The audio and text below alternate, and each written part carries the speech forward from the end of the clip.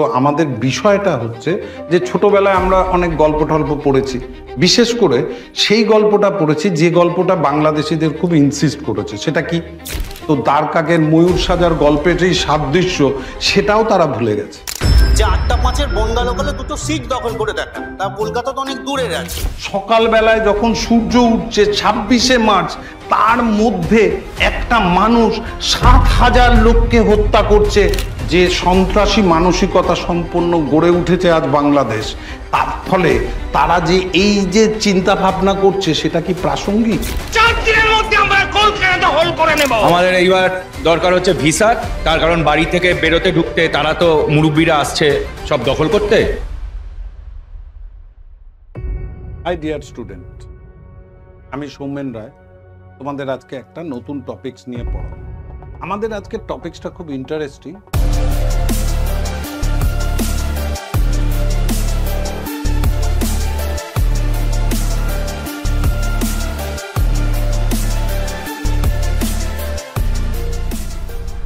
আজকে আমাদের টপিকসটা রয়েছে বাংলাদেশের কাল্পনিক কলকাতা দখল কতটা সফল। এই বিষয়টা নিয়ে আমরা আজকে আলোচনা করব। তো আমাদের বিষয়টা হচ্ছে যে ছোটবেলায় আমরা অনেক গল্প টল্প পড়েছি, বিশেষ করে সেই গল্পটা পড়েছি যে গল্পটা বাংলাদেশিদের খুব ইনসিস্ট করেছে। সেটা কি? সেটা হচ্ছে ওই যে কচ্ছপ আর খরগোশের দৌড়টা পড়েছো না?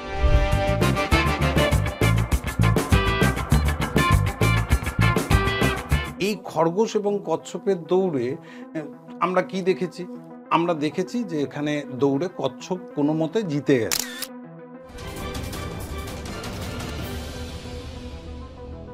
এটা যে তাদেরকে কি ইন্সপায়ার করেছে সেটা বলে বোঝাতে পারবো না। আর সেই কারণেই তারা কি ভেবে ফেলেছে, তারা এটা ভুলে গেছে যে তারা দ্বারকাক হিসেবে ময়ূরের পালক পরে কখনো কেউ দ্বারকাক হতে পারে না। তো দ্বারকাকের ময়ূর সাজার গল্পের যেই সাদৃশ্য সেটাও তারা ভুলে গেছে। যে ওদের টোটাল 16,000 সৈন্য আছে, এরকম কত আছে, কিন্তু আমাদের তো শুধু পশ্চিমবাংলায় সিভিক ভলেন্টিয়ার 15,000। তাই বাংলাদেশের কলকাতা দখলের যে হুঙ্কার, 4 দিনের মধ্যে আমরা কলকাতা দখল করে নেব। 4 দিনের মধ্যে আমরা কলকাতা দখল করে নেব। ভারত তো দূরের কথা, আমেরিকা আমাদের সাথে টিকবে না ইনশাআল্লাহ। যে যে যে সন্ত্রাসী মানসিকতা সম্পন্ন গড়ে উঠেছে আজ বাংলাদেশ, তার ফলে তারা যে এই যে চিন্তা ভাবনা করছে সেটা কি প্রাসঙ্গিক? এই বিষয়টা নিয়ে আমরা আলোচনা করব। তা আমরা তো ফেসবুকে লিখেছিলাম যে 8টা-5-এর বনগা লোকালে দুটো সিট দখল করে দেখা, তা কলকাতা তো অনেক দূরে আছে। আমরা যদি দেখি এই আলোচনায়, তাহলে আমরা প্রথমেই দেখব আমাদের কিছু পেড ব্যাচ রয়েছে। এই পেড ব্যাচে দুরন্ত এক্সপ্রেস 2.0 ব্যাচ, যেখানে আরআরবি এনটিপিসির ব্যাচ, তোমরা এটা নিতে পারো। আরেকটা রয়েছে সক্ষম 2.0 ব্যাচ। এই ব্যাচটার 2025-26 WBCS এর ফাউন্ডেশন ব্যাচ। এরপরে রয়েছে উত্তরণ ব্যাচ, এসএসসি ফাউন্ডেশন 2.0 25-এর জন্য, 2025-এর জন্য। এবারে রয়েছে টার্গেট ব্যাচ WBCS প্রিলিম 2024। এই ব্যাচটাই, এই পরীক্ষাটাই তোমাদের আপকামিং WBCS এর পরীক্ষা। তাই তোমরা যারা প্রিপারেশান নিয়েছো, প্রিপারেশান কমপ্লিট হয়ে গেছে, প্র্যাকটিস দরকার, সেই জন্যে এই ব্যাচটা তোমরা সাবস্ক্রাইব করতে পারো। এর সঙ্গে রয়েছে অপরাজিত 2.0 মহাপ্যাক। এখানে ওয়ান ডে এক্সামগুলো সব কভার করবে, যেমন miscellaneous, clerkship, food SI, Calcutta police, সমস্ত কিছু, ওয়েস্ট বেঙ্গল পুলিশ, সমস্ত কিছু। এর সঙ্গে রয়েছে মিসলেনিয়াস 2023 মেনের ব্যাচটা। এই ব্যাচটাও তোমাদের খুব গুরুত্বপূর্ণ ব্যাচ। এই ব্যাচটাও যারা মিসলেনিয়াস মেন দিচ্ছ তারা এই ব্যাচটা নিতে পারো। এর সঙ্গে রয়েছে 1 ইয়ার সাবস্ক্রিপশন রয়েছে, 1.5 ইয়ার সাবস্ক্রিপশন রয়েছে, আর 2 ইয়ার সাবস্ক্রিপশন রয়েছে। তো এগুলো আমাদের পেড ব্যাচে একই সঙ্গে চলছে। আমরা কেমন পড়াচ্ছি সেটাও দেখতে পারো। আমাদের পড়াশোনার যে ফ্রিকোয়েন্সি সেটাও তোমরা অ্যাডজাস্ট করতে পারো। তো পরে যেটা আছে সেটা হচ্ছে এই জায়গাটা আমরা দেখব, যে যেখানে আমরা কি দেখব, এটা আমরা দেখব ইন্ডিয়ান সাবকন্টিনেন্টে ব্রিটিশ সরকার যখন ভারতবর্ষ দখল করছে, British East India Company the company that ruled India and a large part of the Indian subcontinent. Britain destroyed India through looting, expropriation, and outright theft. It was not the British who conquered India, it was a rogue multinational corporation. Like no other, one that was set up to trade, but also had powers to take land, to wage war, and also resolve peace. তার আগে ভারতের আমাদের বাংলার geographical location, আমাদের বাংলাটা এইখানে রয়েছে, সেইখানে বাংলা, বিহার, উড়িষ্যা, বাংলাদেশ একসঙ্গেই ছিল। এরই পাশাপাশি তৎকালীন সময়ে ভারতীয়দের মধ্যে শক্তিশালী একটা রাজ্য ছিল, যে রাজ্যটা হচ্ছে মারাঠা। আমরা এই জায়গাটায় দেখেছি যে এই যে মারাঠা রাজ্যটা, এই মারাঠা রাজ্যটা শুধুমাত্র মুঘল নয়, ব্রিটিশদেরও মানে স্ট্রংগেস্ট রাইভাল হিসেবে প্রতিপন্ন হয়েছিল, এবং এরাও একটা সময় বাংলা আক্রমণ করেছিল।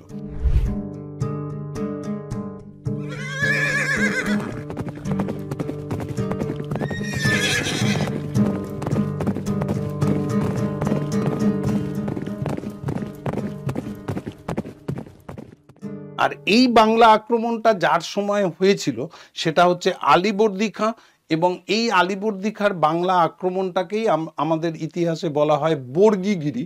আর এই বর্গীগিরি থেকেই কি বাংলাদেশিরা উৎসাহিত হয়েছে?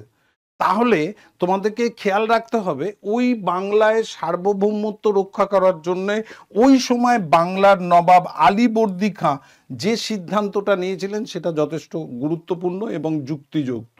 কেন? কারণ এই যে বাংলায় বর্গী আক্রমণ, আমরা জানি মদনমোহন তর্কালঙ্কারের লেখা সেই কবিতা, খোকা ঘুমোলো পাড়া জুড়োলো বর্গী এলো দেশে, বুলবুলিতে ধান খেয়েছে খাজনা দেব কিসে। এখানে বুলবুলি বলতে মারাঠা বর্গী আক্রমণ বলছে। এদের আক্রমণের ফলে বাংলায় যে স্থায়িত্ব মানে কৃষি অর্থনীতি এটা ভেঙে পড়তো। যদি আমাদের চাষযোগ্য জমির ওপর দিয়ে ঘোড়া চলে গেলে চাষের ক্ষতি হতো, সেটাকে আটকানোর জন্যেই আমাদের ভাস্কর পণ্ডিতের সঙ্গে আলীবর্দী খাঁ, মারাঠাদের সঙ্গে আলীবর্দী খাঁ একটা শান্তি চুক্তিতে যায়, এবং সেখানে এই শান্তি চুক্তির ফলে বাংলার জনগণের যে স্থায়িত্ব প্রতিষ্ঠিত হয় সেটা আমরা এই চুক্তির মাধ্যমে দেখতে পারি। এবং এখানে আলীবর্দী খাঁ যথেষ্ট বিচক্ষণতার পরিচয় দিয়েছিলেন, তিনি মারাঠাদের সঙ্গে একটা সেটেলমেন্টে গেছিলেন। এর ফলে আমরা কি দেখব, পরে আমাদের ভারতবর্ষের ইতিহাসে গঙ্গার ওপর দিয়ে যেরকম অনেক জল বয়ে গেছে, অনেক লড়াইয়ের মাধ্যমে 1947 সালে ভারত স্বাধীন হয়েছে। 1947 সালে 15ই আগস্ট ভারতবর্ষ যখন স্বাধীন হয়, তখন সেই আইনে ইন্ডিয়ান ইন্ডিপেন্ডেন্স অ্যাক্টেই পাকিস্তান রাষ্ট্রের উৎপত্তি হয়। আর এই পাকিস্তান তখন দুটো জায়গা ছিল, পূর্ব পাকিস্তান এবং পশ্চিম পাকিস্তান। পূর্ব পাকিস্তান ছিল বাংলাদেশ, পশ্চিম পাকিস্তান ছিল বর্তমান পাকিস্তান রাষ্ট্রটি। 1971 সালে এই পাকিস্তান ভেঙে বাংলাদেশ স্বাধীন রাষ্ট্রে পরিণত হয়। এই সালটা হচ্ছে 1971। এবারে এইখানে আমরা দেখলাম এই যে 71-এ যখন ভারতবর্ষের সহযোগিতায় আমরা বাংলাদেশকে স্বাধীন হতে দেখলাম, আর আজ আমরা কি দেখছি, 2024 সালে এসে দেখছি এই বাংলাদেশ সার্বিকভাবে ভারত বিদ্বেষী হয়ে উঠেছে, এবং যারা তাদের শত্রু ছিল 1971 সালে, তারা তাদের কাছে খুব প্রিয় হয়ে গেছে, এবং তারা লাহোর দখল করার কথা না বলে আজ বলছে তারা কলকাতা দখল করবে। এই যে কলকাতা দখলের চেষ্টা, কলকাতা দখলের তাদের যে অভিপ্রায়, সেই অভিপ্রায়টা কেমন, এটাই আমরা আজকে আলোচনা করব। তাহলে আলোচনার যখন দেখব যে পাকিস্তান রাষ্ট্রটা তৈরি হয়েছে তখন থেকেই বলতে পারো যে এরা উগ্র ভারত বিরোধী মানসিকতাকে সবসময় পোষণ করে গেছে। ধর্মের ভিত্তিতে যদি রাষ্ট্র তৈরি হয়, ওই সময় দ্বিজাতি তত্ত্বের ওপরে হিন্দুরা আলাদা জাতি, মুসলিম আলাদা জাতি, এই জাতি ভিত্তির ওপরে ভিত্তি করেই জিন্নার নেতৃত্বে পাকিস্তান রাষ্ট্রের জন্ম হয়েছে। ভারতীয় রাষ্ট্রের জন্ম এবং পাকিস্তান রাষ্ট্রের জন্ম সেম আইনে হয়েছে। হ্যাঁ, ওরা 14ই আগস্ট পালন করে, আমরা 15ই আগস্ট পালন করি, এ নিয়ে কোনো বিতর্ক নেই, দ্বিমত নেই। যার যেরকম মনে হয় করুক, ভারতবর্ষ তাতে কোনো বাধাও দেয় না। এক্ষেত্রে আমরা দেখব জন্মের লগ্ন থেকে আজকের দিন পর্যন্ত পাকিস্তানের ধারণা কি। ধরো ভারত পাকিস্তানের সঙ্গে কোনো ক্রিকেট খেলা হচ্ছে, ক্রিকেট খেলা কেন, যে কোনো খেলা হচ্ছে, তো পাকিস্তান জিতেছে, তাতে কি করবে? ওরা গুলি চালাবে। পাকিস্তান হেরে গেছে, তাতে কি করবে? তাতেও গুলি চালাবে। ওদের শান্তি নেই, ওরা খালি ভাবে যে যেরকম করেই হোক না কেন আমরা ভারত দখল করব। এই উগ্র নৈরাজ্যবাদী মানসিকতা জন্মলগ্ন থেকেই এদের মধ্যে বিরাজ করছে। এবারে কি দেখব? এবারে সার্বিক পর্যালোচনা করলে আমরা দেখতে পাবো যে প্রথম পাকিস্তান ভারত আক্রমণ করে কাশ্মীরের সঙ্গে 1947 সালে, নিয়ন্ত্রণ রেখাকে কেন্দ্র করে সেই যুদ্ধে সিজফায়ারের মাধ্যমে যুদ্ধবিরতি ঘোষণা করা হয়, এখানেও পাকিস্তান পরাজিত হয়। দ্বিতীয় কি দেখলাম? 62 সালে চীন আক্রমণের পর ভারত দুর্বল হয়ে গেছে এই ভেবে 65-তে আবার পাকিস্তান ভারত আক্রমণ করে। এই 65-তে ভারত আক্রমণ করার ফলে এখানেও কি হয়েছে? পাকিস্তান পরাজিত হয়েছে, যুদ্ধবিরতি ঘোষণার মাধ্যমে যুদ্ধের শেষ হয়েছে। পরবর্তীকালে 1971 সালেও ভারত পাকিস্তান যুদ্ধ হয়েছে, কিন্তু এই যুদ্ধের ফলে নতুন বা স্বাধীন বাংলাদেশ রাষ্ট্রের উৎপত্তি হয়েছে, তাই এটা স্বাধীনতা, বাংলাদেশ স্বাধীনতার যুদ্ধ বলা হয়, আবার ভারত পাকিস্তান যুদ্ধও বলা হয়। এই যুদ্ধটাই আমাদের কাছে ইম্পর্টেন্ট। এখানেও পাকিস্তান পরাজিত হয়েছে। এখানেই কি পাকিস্তান থেমে গেছে? না, থামেনি। 1999 সালে আবার কার্গিল যুদ্ধ করেছে, ওখানেও পাকিস্তান হেরেছে। তার মানে একটা কনক্লুশন যদি আসা যায়, যতবার আসবি ততবার হারবি, এ নিয়ে কোনো বিতর্ক নেই। কিন্তু তাদের মানসিকতা যেটা, সেটা ইতিহাসের কোন জায়গাটাকে এফেক্ট করে সেটা যদি তুমি দেখো, তাহলে তোমাকে আমি বলতে পারি যে এটা সুলতান মাহমুদ তাদের কাছে আইডিওলজি। কেন আইডিওলজি? ওই 17 বার ভারত আক্রমণ করেছে, সোমনাথ মন্দির ধ্বংস করেছে, বুথ শিকার নামে পরিচিত হয়েছে। তো সেই জায়গাটায় এরা ভেবেছে আমরা বারবার আক্রমণ করব আর ভারতবর্ষকে দখল করে নেব, এই মানসিকতায় এরা বিশ্বাস করছে। এক্ষেত্রে যেটা তোমাকে খেয়াল রাখতে হবে সেটা কি? সেটা হচ্ছে যে এই যে বারবার আক্রমণ করছে, বারবার হারছে, তাতেও লজ্জা নেই। এই লজ্জা না হওয়ার কারণটা কিচ্ছু না, উগ্র মানসিকতা। শিক্ষা সে যেখানেই হোক, জাতি ধর্ম নির্বিশেষে যদি সঠিক শিক্ষা পায়, সঠিক শিক্ষা পেলে সহ অবস্থান করার মানসিকতা, মুক্ত চেতনার বিকাশ ঘটলে এই মানসিকতার পরিবর্তন হবে এবং এটা হতেই হবে। এই জায়গাটা থেকে আমরা যদি দেখি যে তাহলে আমরা কি দেখব? পাকিস্তানের সঙ্গে আমাদের যদি বলে যে বাংলাদেশ তৈরি হলো, তাহলে কেন তৈরি হলো? পূর্ববঙ্গের বিরুদ্ধে একটা বৈষম্যমূলক আচরণ জন্মলগ্ন থেকেই পাকিস্তান করে এসছে। এটা ভারতবর্ষ নয়, এটা পাকিস্তান। বাংলাদেশ পাকিস্তানের অধীনে ছিল, ভারতের অধীনে নয়। তো পাকিস্তান যখনই বাংলাদেশকে ডমিনেট করছে, সেখানে ভাষাগত বৈষম্য আছে, কারণ এখানে বাংলাভাষী বাঙালিরা বাংলাদেশি, উর্দুভাষী যারা মুসলিম তারাও সুন্নি মুসলিম, তারাও পাকিস্তানে বসবাস করছে। তার মানে উর্দু এবং বাংলা ভাষার ক্ষেত্রে উর্দুকে তারা প্রাধান্য বেশি দিয়েছে, বাংলাকে ডমিনেট করার চেষ্টা করেছে। এরপরে যদি দেখো রাজনৈতিক সহ অবস্থানের ক্ষেত্রে উভয়ের সমান অধিকার পাওয়া উচিত। তো স্বাধীনতার পর থেকে ইলেকশন হয়নি, ইলেকশনের মাধ্যমে এই বৈষম্যটা প্রকট আকার ধারণ করে, কারণ 1970 সালে পাকিস্তানে প্রথম নির্বাচন হয়। এই নির্বাচনে আমরা দেখতে পাই টোটাল 300টা সিট রয়েছে। এই 300টা সিটের মধ্যে বাংলাদেশে রয়েছে 162টা সিট এবং পাকিস্তানে রয়েছে 138টা সিট।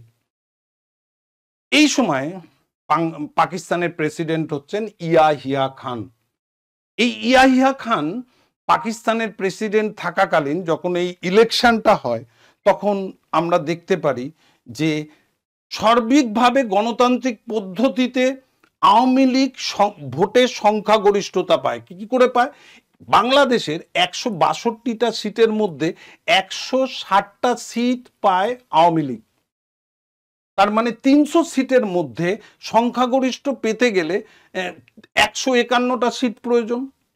সেই 151টা সিটের থেকে বেশি সিট আওয়ামী লীগ পেয়েছে এবং সেই ক্ষেত্রে আমরা দেখতে পাই যে আওয়ামী লীগ সংখ্যাগরিষ্ঠতা সত্ত্বেও মুজিবুর রহমানকে প্রধানমন্ত্রী করা হয়নি এবং সব ক্ষেত্রে বিশেষ করে শিক্ষা থেকে সরকারি চাকরি সব বিষয়ে অগ্রাধিকার পেত পশ্চিম পাকিস্তান, মানে বর্তমানে যে পাকিস্তান রাষ্ট্র, যাকে বাংলাদেশিরা এখন বেশি কৃতিত্ব দিচ্ছে। এবং সব থেকে বড় ব্যাপার হচ্ছে তাদেরকে ভিসার ক্ষেত্রে কোনো জটিলতা সৃষ্টি না করে অগাধ বাংলাদেশে আসার পারমিশনও দিচ্ছে। এর ফলে আমরা কি দেখলাম, এরপরে আমরা দেখলাম শেখ মুজিবুর রহমান, যাকে আমরা বাংলাদেশের জাতির জনক বলি, তিনি এইখানে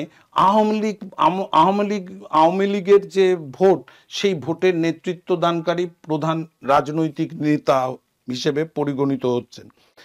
তাকে আমরা যদি দেখি যে সেই সময় নিউজ পেপারে সবসময় এটা অ্যানাউন্স হলো, আমাদের আনন্দবাজার পত্রিকায় বলা হলো পূর্ব পাকিস্তানে আওয়ামী লীগের নিরঙ্কুশ সংখ্যাগরিষ্ঠতা অর্জন করেছে এবং ঢাকায় 95% মানে লোক ভোট দিয়েছে। আবার আমরা কি দেখলাম, মুজিবের জয় জয়কার, গণপরিষদে গরিষ্ঠ দল আওয়ামী লীগ, স্বাভাবিকভাবেই প্রধানমন্ত্রী হচ্ছেন শেখ মুজিবুর রহমান।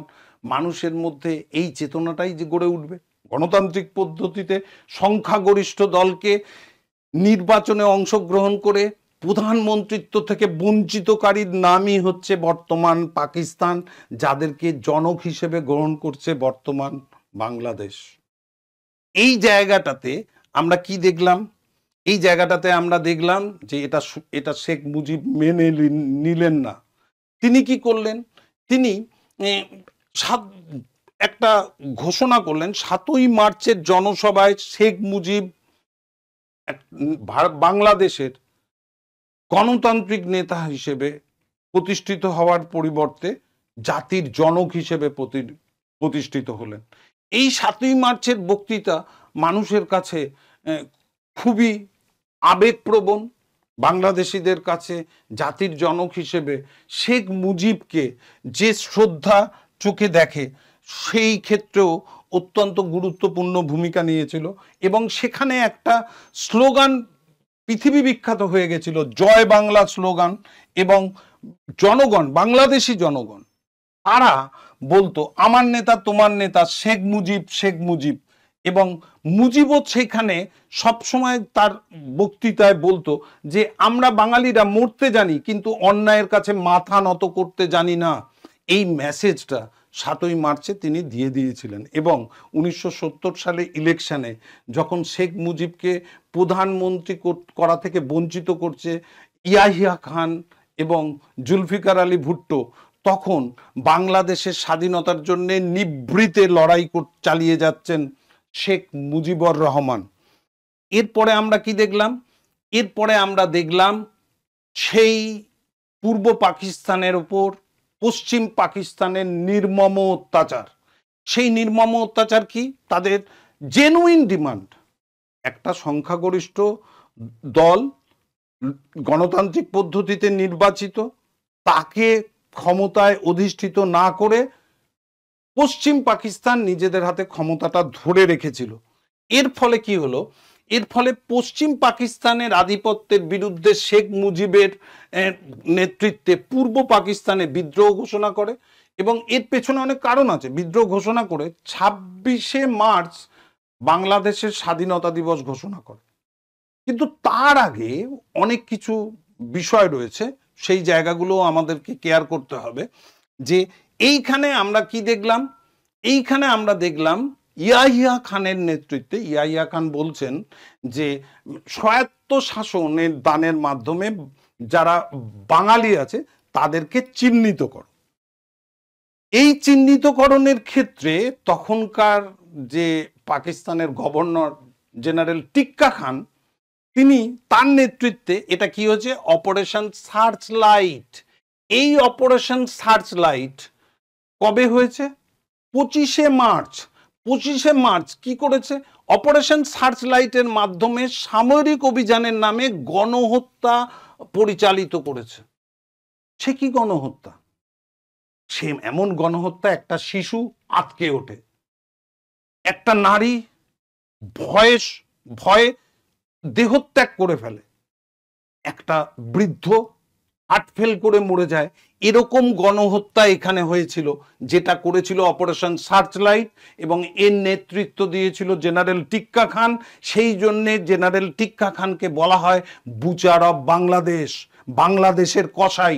একজন কসাইয়ের খাত্রেও একদিনে 7,000 লোককে মারা সম্ভব ছিল না। যেটা টিক্কা খান করেছে সেটা ছিল অনৈতিক, অবমাননা এবং নিষ্ঠুর। প্রাণী ইতরের থেকেও নিচু প্রাণীরা হলে তবেই এটা সম্ভব, আদারওয়াইজ কখনো এটা সম্ভব নয়।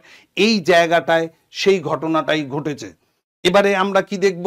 আমরা দেখব যে 25শে মার্চ এরকম অবস্থা, যে অবস্থায় মানুষ ঘুমোতে যায়, আমরা ডিনার করে ঘুমোতে যাচ্ছি, সেই সময় কি করেছে? 1971 সালের 25শে মার্চ বাংলাদেশের সেই ঘটনা, টিক্কা খানের নেতৃত্বে অন্ধকার নেমে আসার সাথে সাথে কি করলো? অপারেশন সার্চলাইট চালু করলো। এই অপারেশন সার্চলাইটে কি দেখলাম আমরা?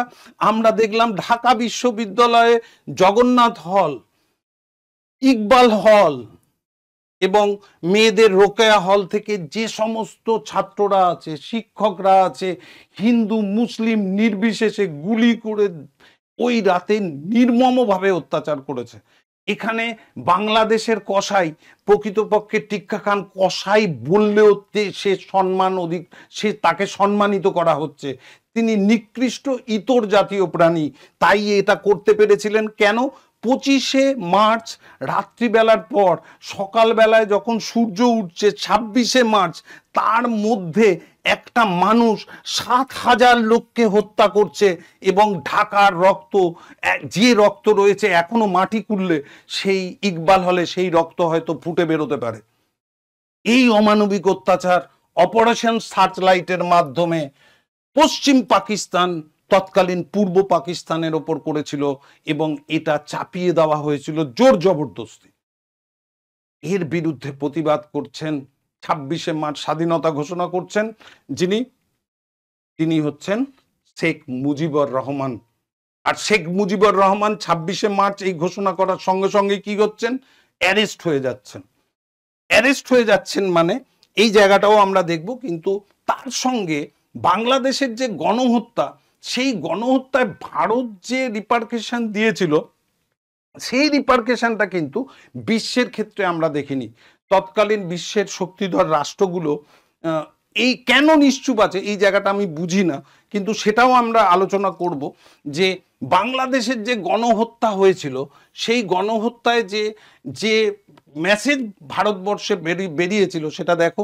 রংপুর, চট্টগ্রাম, শহীদপুর সেনাদের গুলিতে নিহত 110, 7,000 জন মৃত্যু, সেটা শুধুমাত্র ঢাকায়। তার বাইরে যেটা আছে সেই জায়গাটায় রংপুর, চট্টগ্রাম, শহীদপুরে সেনাদের গুলিতে নিহত 100। এবার শহরে শহরে খুনি জামানার কবর, চট্টগ্রাম দাউ দাউ করে জ্বলছে, বাংলাদেশ থেকে 2 কোটি লোক তাড়ানোর পাকিস্তানি চক্রান্ত, এগুলোকেই এখন কি বাস্তবায়িত করতে চায় আবার? এটাই কি আমরা দেখতে পাচ্ছি? একদম এই জায়গাটাতেই আমাদের আলোচনা। এই জায়গাটা যখন আমরা আলোচনা করব তখন সেটা দেখতে পাবো এইখানে, যে ওই সময় আমরা ব্রিটিশ একজন সাংবাদিককে পাই। সেই ব্রিটিশ সাংবাদিকের নাম হচ্ছে অ্যান্থনি মাস্কারেনহাস, যিনি 1971 সালে ব্রিটেনের সানডে টাইমস পত্রিকায় তার তৎকালীন রিপোর্টটি দিয়েছিলেন।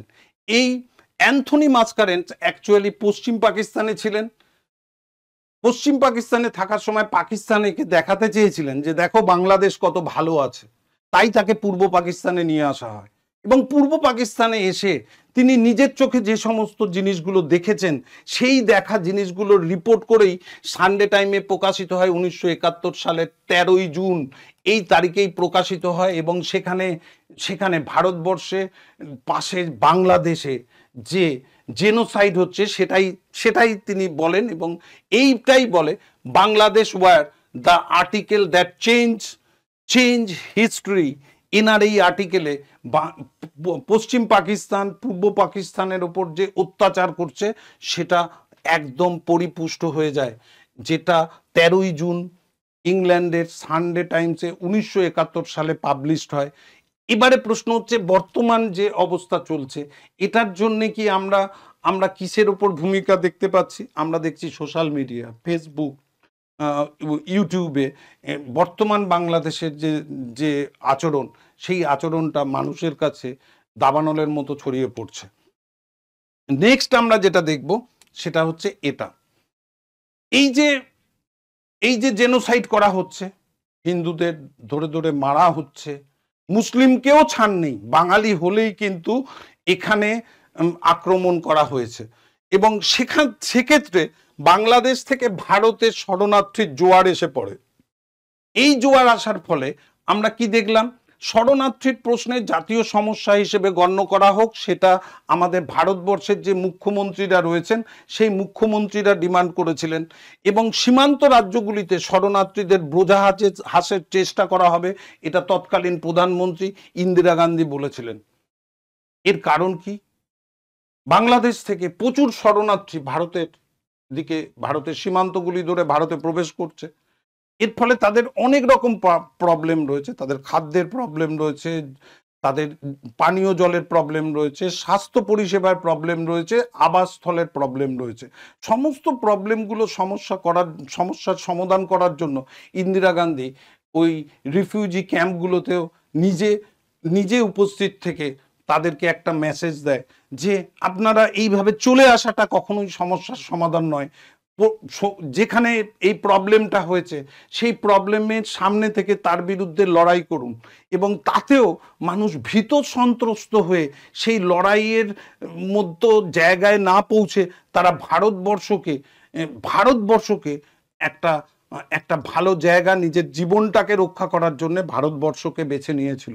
এক্ষেত্রে ইন্দিরা গান্ধীর ভূমিকা সেই সময় যথেষ্ট গুরুত্বপূর্ণ এবং তাৎপর্যপূর্ণ ছিল।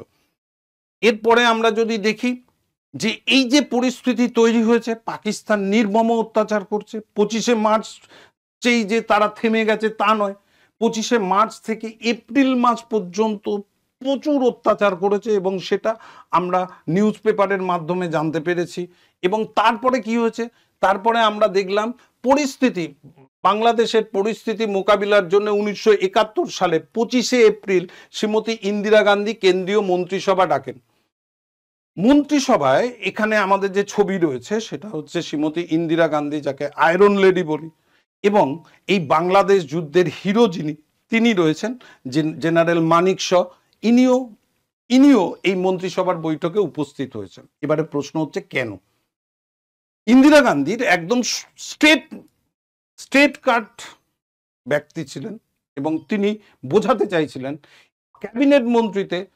ক্যাবিনেট মিটিংয়ে আমরা যখন জেনারেল মানিক শকে ডেকে নিয়ে এসছেন তখন তিনি পাকিস্তানের এগেনস্টে একটা কড়া স্টেপ চান, কিন্তু এক্ষেত্রে জেনারেল মানিক শ ইন্দিরা গান্ধীকে আশ্বস্ত করেন এই এপ্রিল মাসে যে বর্ষার মরশুম, সেই সময়ে যুদ্ধ না করে সঠিক পরিকল্পনা এবং নির্দিষ্ট সময়ে সঠিক প্রস্তুতি নিয়ে যদি বাংলাদেশকে স্বাধীন করতে হয়, পাকিস্তানের বিরুদ্ধে যুদ্ধ করতে হয়, তাহলে ভারত যুদ্ধে জয়লাভ করবে। এবং এই মেসেজটা ইন্দিরা গান্ধী মেনেও নেন, এবং সেনাপ্রধান এই এপ্রিল মাসে যুদ্ধ থেকে পিছিয়ে আসেন। প্রধানমন্ত্রীর নির্দেশ সত্ত্বেও তিনি কিন্তু এই প্রধানমন্ত্রীকে সমর্থন না করে যুদ্ধের জন্য তিনি সময় নিয়ে নেন, কিন্তু তিনি ঘরে বসে থাকেননি। এপ্রিল মাস থেকেই ওনার কর্মকাণ্ড চালু করে দেন। নেক্সট আমরা যেটা দেখব সেটা হচ্ছে এই জায়গাটা। এক্ষেত্রে আমরা এই ভদ্রলোককে চিনি, যিনি হচ্ছেন ব্লাড, এটা আমাদের কাছে পরিচিত ব্লাড টেলিগ্রাম নামে। ইনি আমেরিকান ব্যক্তি। আমেরিকান প্রেসিডেন্ট নিক্সন কখনোই সবকিছু রিপোর্ট জানেন, কিন্তু কখনোই তিনি পাকিস্তানকে কোনো রকম প্রেশার দেওয়ার পক্ষে ছিলেন না, কারণ ইয়াহিয়া খানের অত্যন্ত কাছের বন্ধু হচ্ছেন আমেরিকান তৎকালীন প্রেসিডেন্ট নিক্সন। এবং এর ফলে এনার যে টেলিগ্রাম সেটা ফাঁস হয়ে যায়, এবং সেই টেলিগ্রামে যে বাংলাদেশিদের ওপর অত্যাচার করা হচ্ছে সেই রিপোর্টটা সারা বিশ্বের লোকের কাছে প্রকাশিত হয়ে যায়। কিন্তু তৎকালীন সময়ে যে শক্তিধর রাষ্ট্রগুলো ছিল, আমেরিকা, ইংল্যান্ড, ফ্রান্স, এদের কথা বলছি, এরা কেন এই জেনোসাইডের এগেনস্টে কোনো কথা বলেনি? কেন পাকিস্তানের থেকে কি তারা ভয় পেত? কখনোই নয়। কিন্তু একটা রাজনৈতিক বিষয় রয়েছে, পাকিস্তানের সঙ্গে চীনের সম্পর্ক খুব ভালো ছিল।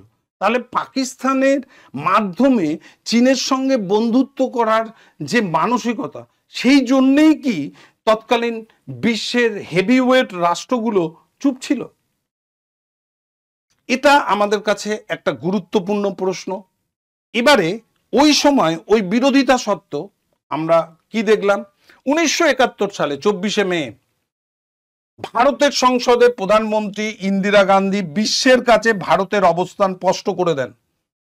এবং এই যে মেসেজ যে পাকিস্তানের এই রকম নিষ্ঠুর কার্যকলাপ তাদের আভ্যন্তরীণ কার্যকলাপ হিসেবে ঘোষণা করলেও এটা তাদের আর আভ্যন্তরীণ নয়, এটা ভারতবর্ষেরও আভ্যন্তরীণ ব্যাপার হয়ে যাচ্ছে।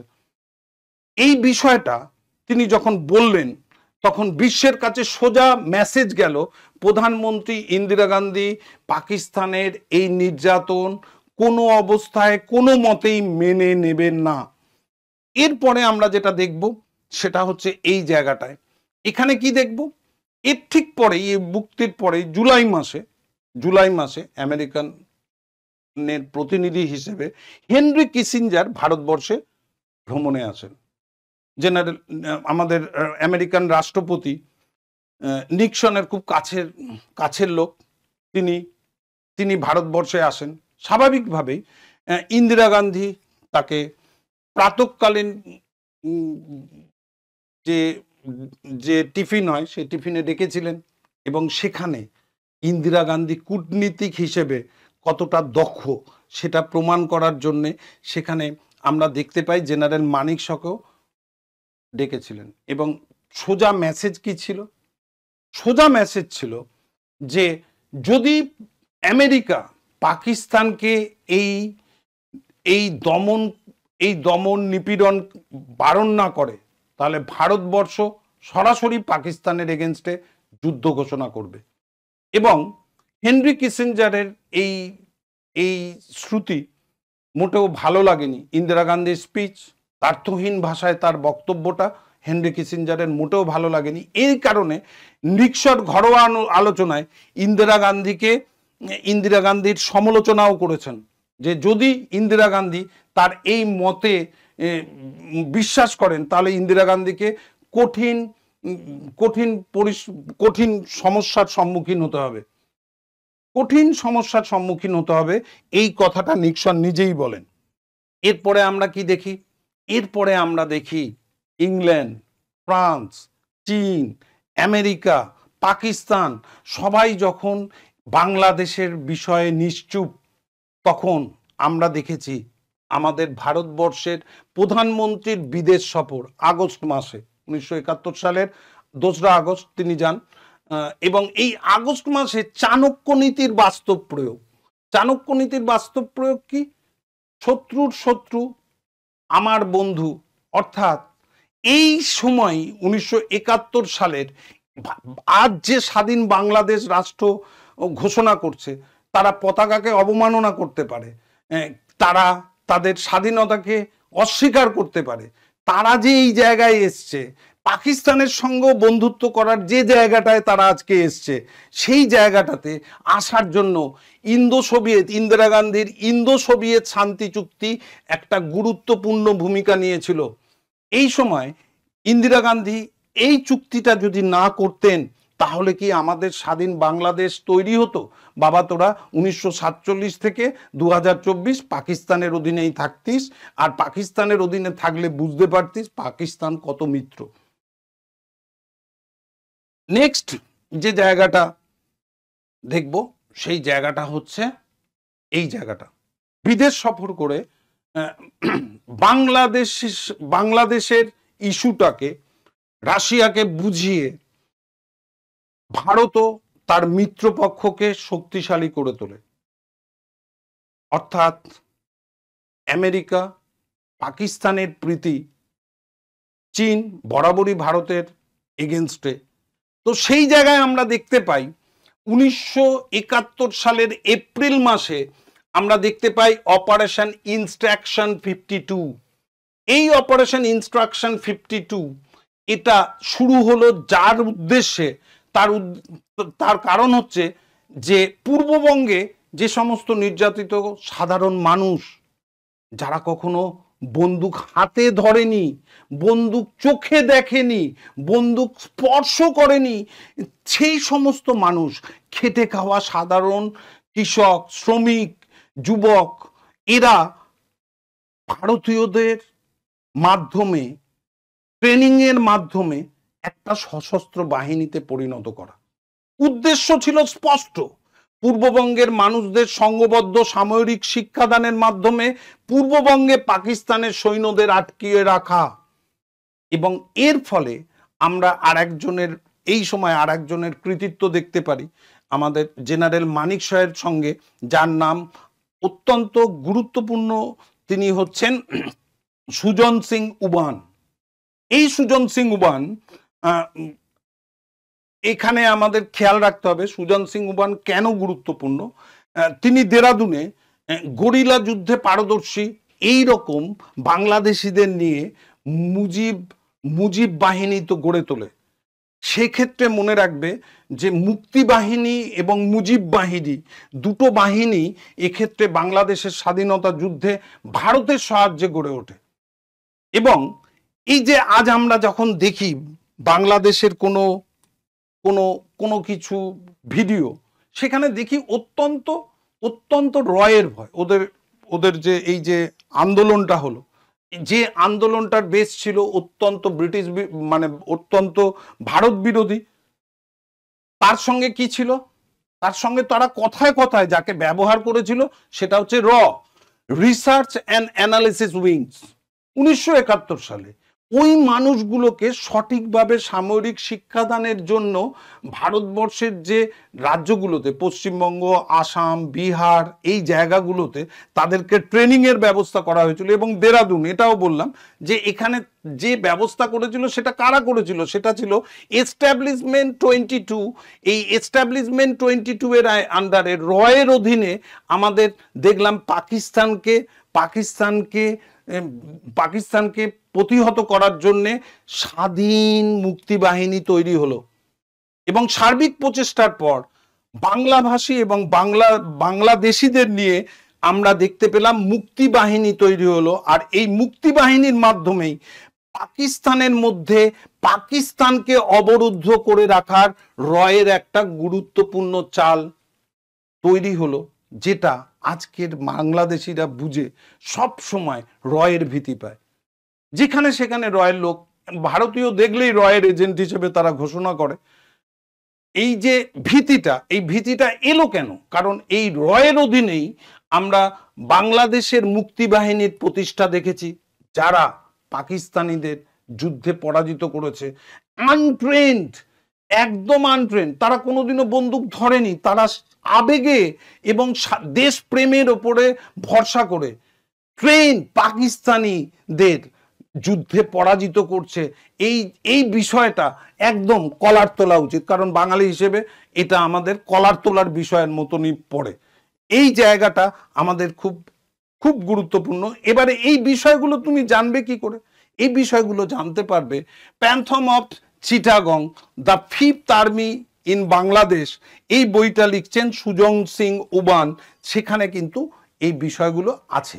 তো স্বাভাবিকভাবেই আমরা যদি দেখি, তাহলে এর পরের জিনিসটা দেখব। এরপরে দেখব নভেম্বর মাসে আমরা কি দেখব? ইন্টেনশনালি পাকিস্তান ভারতীয় সীমানা লঙ্ঘন করে পাকিস্তানি বিমানগুলো ভারতে ঢুকে পড়ছিল। এবং তাতে কি হয়েছিল? ভারতবর্ষের আকাশ সীমা লঙ্ঘন করে ভারতে প্রবেশ করতে থাকে। ভারতীয়রা প্রতিক্রিয়া দেবেই। সেই প্রতিক্রিয়ার নিরিখে তৎকালীন পাকিস্তানের প্রেসিডেন্ট ইয়াহিয়া খান 10 দিনের মধ্যে ভারত আক্রমণের হুঁশিয়ারি দিয়ে দেন। সেই কথা আছে না, উল্টা চোর কোতোয়াল কো ডাটে। তো নিজেই আইন অমান্য করছে, আইন অমান্য করে উল্টে ভারতকে থ্রেট দিচ্ছে। এর ফলে কি হলো? এর ফলে আমরা দেখলাম যে যেই দিন পাকিস্তান ভারতের এগেনস্টে যুদ্ধ ঘোষণা করলো সেই দিন ছিল 3রা ডিসেম্বর 1971, এবং ওই 3রা ডিসেম্বর 1971 ভারতবর্ষের অনেক জায়গায় পাকিস্তান বোম বাস্টিং করে। এবং এই জায়গাটা তোমাদের খেয়াল রাখতে হবে যে ওই সময় পাকিস্তান যে অপারেশনটার নাম রেখেছিল সেই অপারেশনটার নাম হচ্ছে অপারেশন চেঙ্গিস খান। তার সেই দিনেই আমরা কি দেখি 1971 সালের 3রা ডিসেম্বর কলকাতার ব্রিগেড প্যারেড গ্রাউন্ডে জনসভা চলাকালীন শ্রীমতী ইন্দিরা গান্ধী এই খবরটা পান যে পাকিস্তান ভারত আক্রমণ করেছেন। আর এই সময় বাংলাদেশ আমাদের পশ্চিমবঙ্গ রাজনৈতিক একটা ডামাডোল চলছে। সেই সময় উদ্বাস্তু সমস্যা নিয়ে আমাদের সিদ্ধার্থ শঙ্কর রায় গুরুত্বপূর্ণ ভূমিকা পালন করছেন এবং পরবর্তীকালে 1972 সালের ইলেকশনে ইনি পশ্চিমবঙ্গের মুখ্যমন্ত্রী হিসেবে নির্বাচিত হবেন। তো এই সময় কি হয়েছিল, 3রা ডিসেম্বর কলকাতা ব্রিগেড প্যারেড গ্রাউন্ডে যখন জনসভা চলছে, সেই জনসভা চলাকালীন যখন ইন্দিরা গান্ধী জানতে পারলেন যে পাকিস্তান ভারত আক্রমণ করছেন, তখন সঙ্গে সঙ্গে তিনি সিদ্ধার্থ শঙ্কর রায়কে নিয়ে দিল্লি যাত্রা করেন। এরপরে খেলাটা শুরু যখন হলো তখন কি দেখলাম, 4ঠা ডিসেম্বর ইন্ডিয়ান নেভি করাচি বন্দর আক্রমণ করে ভারতের নৌবাহিনী পিএনএস জুলফিকারকে ধ্বংস করে দেয়। 6ই ডিসেম্বর, এটাও যদি তোমরা এখন দেখো বাংলাদেশিদের, বিশেষ করে বাংলাদেশি বলতে আমি সন্ত্রাসী বাংলাদেশিদের কথা বলছি, কমন পিপল বাংলাদেশিদের কথা নয়, যারা মুক্তমনা তাদের বিরুদ্ধে নয়। এই জায়গাটায় দেখবে যে প্রথম বাংলাদেশ রাষ্ট্রের স্বীকৃতি সারা পৃথিবী জানে এটা ভারতবর্ষ করেছে। বাবা, এখনো বাংলাদেশ স্বাধীন হয়নি, বাংলাদেশকে সারেন্ডার করবে 16ই ডিসেম্বর। তার আগে এই যে 6ই ডিসেম্বর 1971 ভারতবর্ষের পার্লামেন্টে বাংলাদেশের স্বাধীনতার কথা দ্ব্যর্থহীন ভাষায় প্রধানমন্ত্রী ইন্দিরা গান্ধী ঘোষণা করে দেয়। তার মানে প্রথম দেশ যারা বাংলাদেশ রাষ্ট্রের স্বীকৃতি দিয়েছে, এটা নেপাল, ভুটান, ওপাল কেউ হবে না, ভারতবর্ষই হবে। এবং ইন্দিরা গান্ধী দিয়েছে। ইন্দিরা গান্ধী ছাড়া এটা তৎকালীন সময় যত বড় বড় দেশ আছে কেউ তার স্বীকৃতি দেয়নি। হ্যাঁ, এটা ভুটান পরবর্তীকালে স্বীকৃতি দেবে, কিন্তু ভুটান বাংলাদেশ স্বাধীন করবে পাকিস্তানের হাত থেকে, এটা বাংলাদেশিরা বিশ্বাস করে? এটা আমার প্রশ্ন। এবারে প্রশ্ন হচ্ছে সেটা হচ্ছে কি, যে এই যে যুদ্ধটা আরম্ভ হলো 4ঠা ডিসেম্বর, সেই ডিসেম্বরের যুদ্ধটার নাম কি হলো? সেই যুদ্ধটার নাম হলো অপারেশন ট্রাইডেন্ট। এই অপারেশন ট্রাইডেন্টটা এলো কি করে? 52-22 মিলে যে অপারেশন ট্রাইডেন্ট এলো, সেই অপারেশন ট্রাইডেন্টে কি হলো, একদম আগুনের মতো ধোঁয়া বেরোলো, বাংলাদেশ স্বাধীন হলো এবং পাকিস্তান ছাইয়ের মতো উড়ে গেল। এটাই ঘটলো এখানে। এবারে কি হলো, অপারেশন ট্রাইডেন্ট নামে ভারত পাকিস্তানের বিরুদ্ধে যুদ্ধ ঘোষণা করেছিল, তাতে বাংলাদেশ স্বাধীন হয়ে গেছিল খুব সহজে? একদমই না। এক্ষেত্রে এই জায়গায় যে পলিটিক্সটা ছিল, সেই পলিটিক্সটাই আমাদেরকে কেয়ার করতে হবে। যে যখনই ভারতবর্ষ পাকিস্তানকে আক্রমণ করলো, পাকিস্তান হাঁটতে আরম্ভ করলো, সেই জায়গাটায় আমরা কি দেখলাম, ওরা অদ্ভুত কথা বলেছিল। সকালে এখানে খাবো, দুপুরে ওখানে খাবো, রাত্রে দিল্লিতে খাবো। তার মানে একদিনে ভারত দখল করবে। অর্থাৎ ওই পাগলগুলোর কথা ছিল যে টিফিন করবে জয়সলমীরে, লাঞ্চ করবে যোধপুরে, আর ডিনার ছাড়বে নাকি দিল্লিতে। এই ছিল তাদের মনোবাসনা। এই মনোবাসনাটা কিভাবে পূর্ণ হয়েছিল সেটাও আমাদের কাছে ইম্পর্টেন্ট। এবারে এখানে আমরা কি দেখব? এখানে আমরা দেখব এই যে যুদ্ধটা হচ্ছে, এই যুদ্ধে আমেরিকা, জর্ডন, ফ্রান্স, তুর্কি, ইংল্যান্ডও পাকিস্তানের পক্ষ নেয়। এবং যার নাম নেই চীন, সেও কিন্তু পাকিস্তানের পক্ষে, কিন্তু প্রত্যক্ষভাবে নয়। চীন পরোক্ষভাবে পাকিস্তানকে উস্কানি দিয়ে যাচ্ছে, ভারতের এগেনস্টে লড়াই করো। অ্যাকচুয়ালি ভারতের সব থেকে স্ট্রংগেস্ট প্রতিপক্ষ, মানে সব থেকে বড় শত্রু যদি কেউ থেকে থাকে তাহলে কিন্তু সেটা চীন। এক্ষেত্রেও সেটা প্রমাণিত হবে। এরপরে কি দেখবো আমরা, এরপরে আমরা দেখব যে পাকিস্তানের প্ররোচনায় আমেরিকার যুদ্ধবিরতি চাইছিল। ভারত, আইএনএস বিক্রান্ত, এই যুদ্ধে ভারত পাকিস্তান 1971 সালের যুদ্ধে স্থলবাহিনী, নৌবাহিনী এবং আমাদের বিমান বাহিনী প্রত্যেকে বীরত্বের সঙ্গে পাকিস্তানকে ধুয়ে মুছে সাফ করে দিতে পারত, সেই জায়গায় পৌঁছে গেছিল। আর সেই ভয় কি চাইছিল, পাকিস্তান যুদ্ধবিরতি চাইছিল। আর যুদ্ধবিরতি যদি ইন্দিরা গান্ধী মেনে নিত তাহলে কিন্তু বাংলাদেশ রাষ্ট্রটা তৈরি হতো না। খুব কম স্প্যান, 3রা ডিসেম্বর থেকে আরম্ভ করে 16ই ডিসেম্বর, এইটুকু সময়ের মধ্যে যে রাজনৈতিক পলিসি ইন্দিরা গান্ধী নিয়েছেন, যার জন্যে বাংলাদেশ স্বাধীন হয়েছে, সেইখানে শেখ মুজিবুর রহমানের যে ভূমিকা সেটাও গুরুত্বপূর্ণ। তার মাধ্যমেই বাংলাদেশের ঐক্যজোট গড়ে উঠেছিল, মুক্তিবাহিনী গড়ে উঠেছিল, সেটাও আমাদের কাছে ভুলে গেলে চলবে না।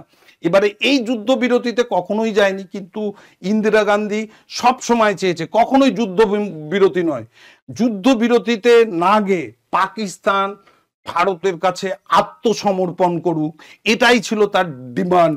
এবং আত্মসমর্পণ করতে ইন্দিরা গান্ধী বাধ্য করিয়েছিলেন। এক্ষেত্রে তার যে সৈন্যরা ছিল, যাকে আমরা বলি hero of Bangladesh war, general Manek Shaw, অত্যন্ত গুরুত্বপূর্ণ ভূমিকা নিয়েছিলেন। কিন্তু তার মানে এই নয় নৌবাহিনী বা বিমান বাহিনী কোনো ভূমিকা ছিল না, সবারই গুরুত্বপূর্ণ ভূমিকা ছিল। এবারে প্রশ্ন হচ্ছে সংঘাতের চরম পর্যায়ে কি হলো।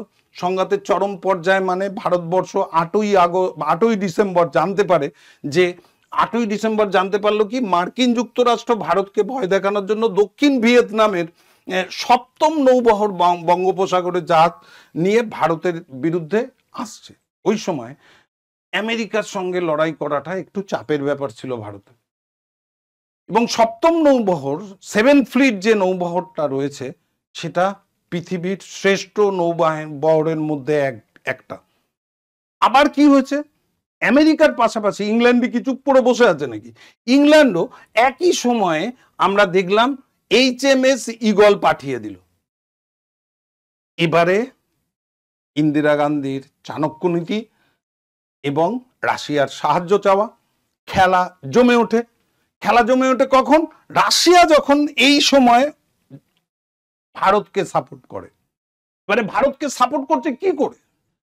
এই কারণেই রাশিয়া প্রকৃত বন্ধু হিসেবে, এই সময় প্রকৃত বন্ধু হিসেবে রাশিয়া ভারতকে সাহায্য করে, এটা কোনো রকম ভুল নয়। আর এই সাহায্যের জন্যই ভারত এবং বাংলাদেশ আজকের তাদের নিজস্ব জিওগ্রাফিক্যাল লোকেশনে আছে। এখানে কি দেখতে পেলাম আমরা দেখতে পেলাম রাশিয়া সব সময় অ্যাডমিরাল ভ্লাদিমির ক্রু সব লাইকপকে আমাদের বঙ্গোপসাগরে পাঠিয়ে দেয় এবং সঙ্গে কি করে, সঙ্গে চীনকে থ্রেট দেয়, তুমি যদি এই যুদ্ধে পার্টিসিপেট করো তাহলে রাশিয়া চীন আক্রমণ করতে পারে। আর মজার বিষয়, রাশিয়া যখনই অংশগ্রহণ করলো, ইংল্যান্ডের জাহাজ ভারতের না এসে মাদাগাস্কারের দিকে চলে গেল, পড়ে রইল আমেরিকা। কি করলো, বঙ্গোপসাগরের দিকে আসতে আরম্ভ করলো। কিন্তু সময় খুব কম, এই বঙ্গোপসাগরে আসার আগেই কি চাইলো ইন্দিরা গান্ধী, চাইলো তার মধ্যেই যেন বাংলাদেশে পাকিস্তানের সোলজাররা আত্মসমর্পণ করে। আর সেই জন্যই এখানেও আবার পাকিস্তান আর একটা চাল চেলেছিল, রাষ্ট্রসংঘের মাধ্যমে ভেটো প্রদান করে। কি চেয়েছিল? রাষ্ট্রসংঘের মাধ্যমে ভেটো প্রদান করেছিল কে? রাশিয়া। এক্ষেত্রেও রাশিয়া দুবার ভেটো প্রয়োগ করেছে, আগেও একবার করেছে, এখানেও করেছে। তো 15ই ডিসেম্বর রাশিয়া জাতিসংঘের প্রস্তাবে ভেটো দান করে ভারত এবং পাকিস্তানের মধ্যে অবিলম্বে যুদ্ধবিরতি, একে অপরের অঞ্চল থেকে সেনা প্রত্যাহারের অবস্থান জানিয়েছিল। 15ই আগস্ট মানে স্যারেন্ডার করার আগের দিন জাতিসংঘের মাধ্যমে ভারতকে দমন করার চেষ্টা ইংল্যান্ড, ফ্রান্স, আমেরিকা নিয়েছিল, চীনও ছিল, এবং সেক্ষেত্রে ভেটো দান করেছিল রাশিয়া। আর এটাই আমাদের স্বাধীন সার্বভৌম বাংলাদেশ যারা বলে তারা তৈরি হয়েছিল 16ই ডিসেম্বর জাতীয় দিবসের দিন। পাকিস্তানি সৈন্যরা ভারতীয় সৈন্যর কাছে আত্মসমর্পণ করে। এবং এই আত্মসমর্পণ করার পর থেকেই স্বাধীন বাংলাদেশ রাষ্ট্রের উৎপত্তি হয়। এই উৎপত্তি হওয়ার সময় থেকে আমরা কি দেখব? আমরা দেখব যে হয়েছে তো, ভারতের সাহায্য হয়েছে, এটাকে কে অস্বীকার করে? কিন্তু তারা কেন কলকাতা দখল করার কথা বলে?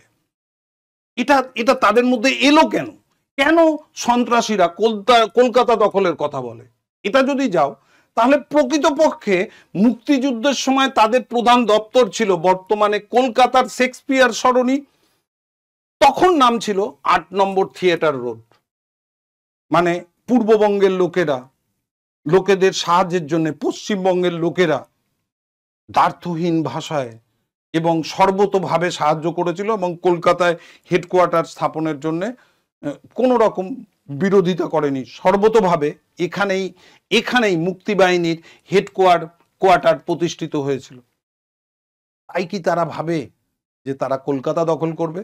বাবা, আজকে শেক্সপিয়ার সরণি নাম, এই শেক্সপিয়ার সরণি দখল করতে এলে আমাদের মুখ্যমন্ত্রী বলেছে আমরা বসে লালিপপ খাবো না।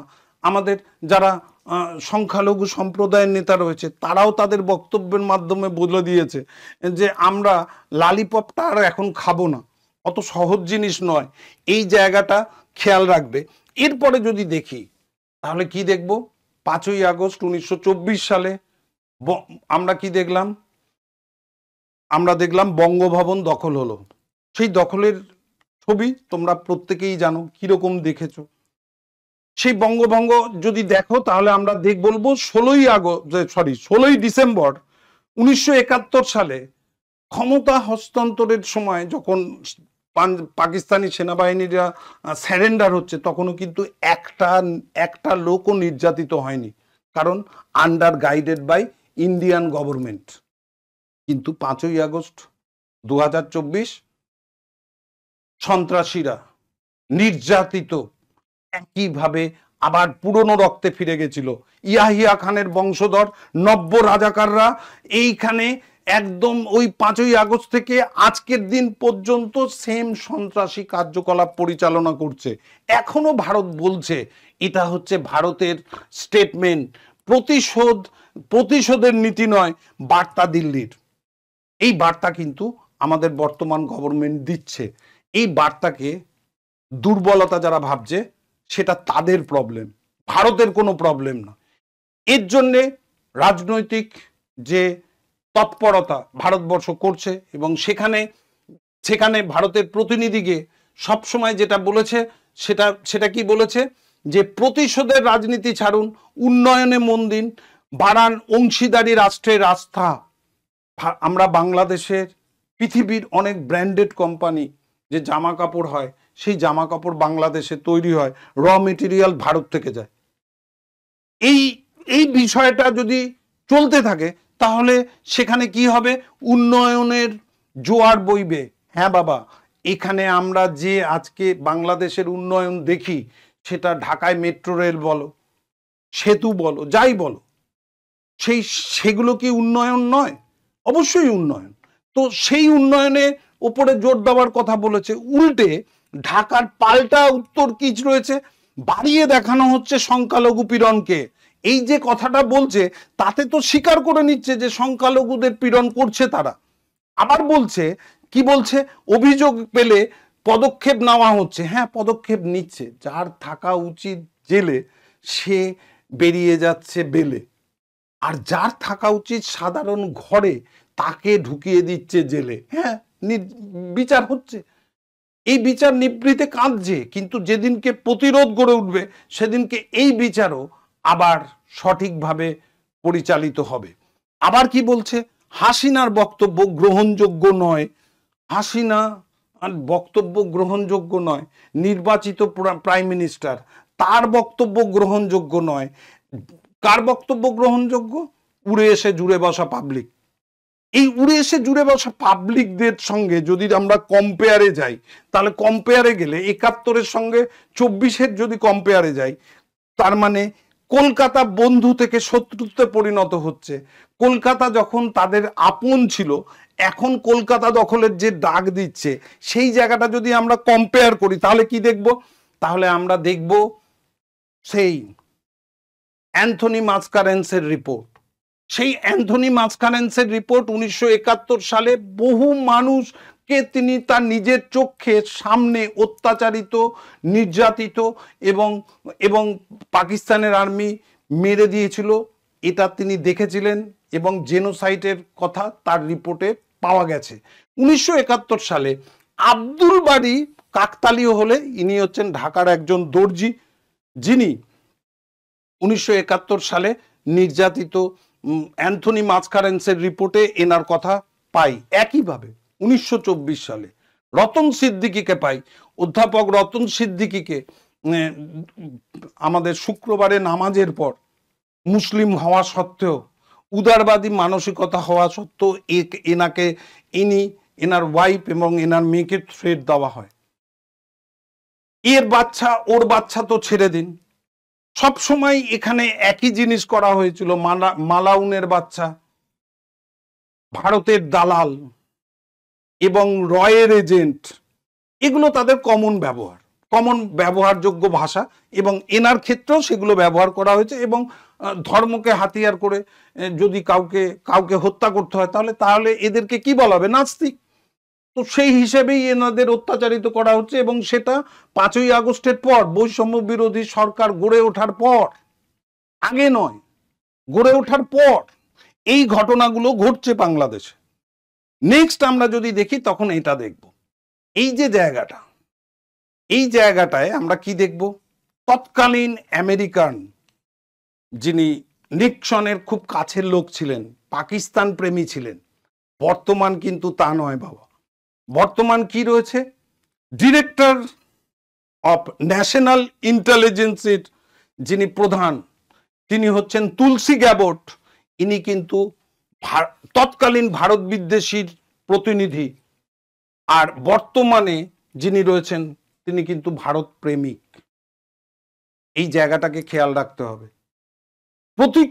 তাদের প্রতিকূলতার মধ্যে ভারত আর তাদের সহযোগিতায় ভারত, দুটোকে যদি এক করে দেয় তাহলে যারা করবে তারা মূর্খ, ভারতবর্ষ নয়। তো নেক্সট যদি আমরা দেখি তাহলে এটাও দেখতে পাবো যে তৎকালীন আমেরিকান প্রাইম মিনিস্টার ইয়াহিয়া খানেরকে সমস্ত জায়গায় টিট ফর ট্যাট যে উত্তরটা দিয়েছিলেন ইন্দিরা গান্ধী, এখনো কিন্তু তার ব্যতিক্রমী নেই। ভারতবর্ষ নানা রকম রাজনৈতিক দলে বিভক্ত, ভৌগোলিক এরিয়া অনেক বেশি, মতপার্থক্য থাকতেই পারে, কিন্তু সার্বভৌমত্বের প্রশ্নে ভারতীয়রা কোনোদিনও কোনো সময় কোনোখানে আপোষ করেনি, এখনো আপোষ করবে না। নেক্সট আমরা যদি দেখি তাহলে এটা দেখতে পারবো যে 1971 সালে আমেরিকান প্রেসিডেন্টের নিক্সনের চীনের বন্ধুত্ব লাভ করার জন্য পাকিস্তান প্রীতি। বর্তমানে আমেরিকান প্রেসিডেন্ট যিনি হতে যাচ্ছেন ডোনাল্ড ট্রাম্প, তিনি পরিষ্কার তার স্টেটমেন্টে বলেছেন বাংলাদেশে হিন্দুদের অত্যাচার করা হচ্ছে এবং বাংলাদেশি হিন্দুদের পাশে, মাইনরিটিসদের পাশে। এই জায়গাটাও তাদের ক্ষেত্রে এক নয়, একদম স্পষ্ট এই ডিভিশনটা দেখা যাচ্ছে। নেক্সট যদি আমরা দেখি তাহলে দেখব এই জায়গাটা 26শে মার্চ যখন স্বাধীনতার ঘোষণা করা হয়, সন্ত্রাসীরা তখন প্রথম অ্যারেস্ট করেন জাতির জনক শেখ মুজিবুর রহমানকে। একইভাবে আমরা যদি দেখি যে এনার এগেনস্টে ইনি যখন সংঘবদ্ধ করছেন জনগণকে, তার আগে এবং তারপরে দুটো বিষয়, তো তারপরে এনার এগেনস্টে অনেক অভিযোগ আনা হচ্ছে, অনৈতিকভাবে এনাকেও জেলে ভরা হয়েছে। এর তীব্র নিন্দা জানাই, এটা কখনোই কাম্য নয়। এখানে অবশ্যই খেয়াল রাখতে হবে, এটা কখনোই কাম্য নয়। অপরদিকে যদি আমরা দেখি, এই যে এদেরকে বলা হয় নাকি মেধাবী, বৈষম্য বিরোধী মেধাবী ছাত্র। কি ছাত্র এরা? দেখে বোঝা যায় এরা বৈষম্য বিরোধী ছাত্র না বলে নব্য রাজাকার বলাটাই এদের কাছে যুক্তিযুক্ত। এই যে 16ই ডিসেম্বর পেরিয়ে গেল, জাতীয় দিবসের দিন, এরা জাতীয় দিবস পালন করেছে। জাতীয় দিবস পালন করা মানে কি আমাদের শেখ মুজিবরকে ভুলে যাওয়া? আমরা যদি দেখি বিশ্বের রাজনীতিতে, তাহলে কি দেখতে পাবো? তুরস্কের জাতির জনক কামাল পাশা, তার বিরুদ্ধে অভিযোগ নেই? হ্যাঁ, অভিযোগ আছে। আমরা যদি পাকিস্তানের জাতির জনক দেখি, মোহাম্মদ আলী জিন্না, আরে মুসলিম হিসেবে তাকে প্রথম সমালোচনা করা হয়, তিনি শুয়োরের মাংস খেতেন, তিনি সঠিকভাবে ইসলাম ধর্ম পালন করতেন না, কিন্তু পাকিস্তানিরা তাকে জনক হিসেবে মানে না, জনক হিসেবে সমালোচনা হতেই পারে। তো স্বাভাবিকভাবেই শেখ মুজিবুর রহমান বাংলাদেশের জাতির জনক, তাকে নিয়ে সমালোচনা থাকতেই পারে, সেটা সব দেশের জাতির জনকের এরকম সমালোচনা আছে। তো সেই জায়গায় তারা তার মূর্তি ভাঙছে, অথচ তার থেকে অর্জিত জাতীয় দিবস পালন করছে। এ কেমন জাতীয় দিবস? মাংস ছাড়া মাংসের ঝোল কোনোদিনও যদি কেউ খেতে পারে, তাহলে তারা হচ্ছে এই নব্য রাজাকার। এরা মাংস ছাড়া মাংসের ঝোল খাচ্ছে।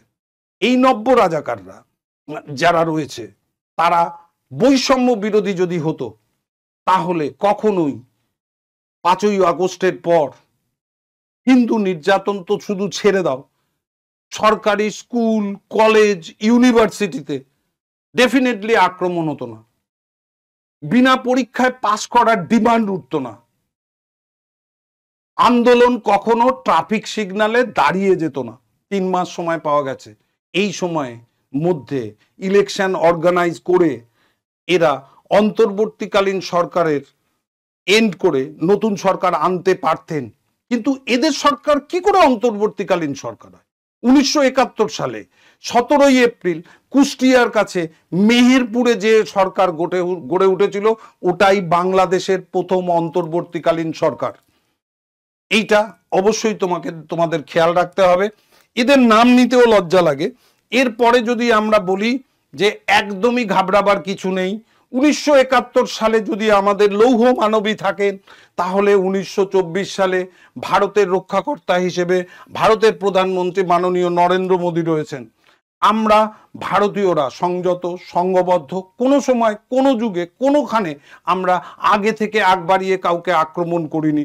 কিন্তু এটা খেয়াল রাখতে হবে যে আমাদের যদি কোনো কেউ চোখ দেখায়, আমরা তাদের বারণ করি, আক্রমণ করলে ধুয়ে মুছে সাফ করে দিই।